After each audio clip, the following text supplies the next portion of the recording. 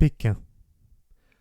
Pour remonter à l'origine de cette expression, il faut se demander si, avant d'appartenir au vocabulaire spécial des troupiers, elle n'a pas été employée généralement comme terme injurieux signifiant, ainsi qu'on le voit dans le dictionnaire du bas langage, ignorant, sot, imbécile et aussi intéressé, avare.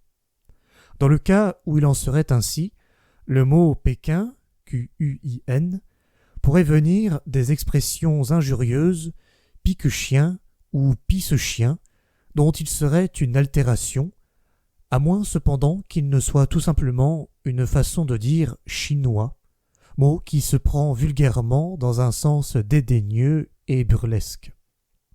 Mais nous inclinons à penser que Pékin, Q-U-I-N, usité surtout dans l'armée, a pris naissance au milieu des soldats, et c'est pourquoi nous adoptons plus volontiers l'explication du colonel Ambert. Le père Daniel, dans son histoire de la milice française, parle de piquenaires, sorte de soldats à pied, qu'il ne faut pas confondre, dit-il, avec les piquichini, mauvais soldats, sorte de valets d'armée, fort nombreux dans les armées de Charles VI. Les piquichini, d'origine italienne, étaient presque tous étrangers.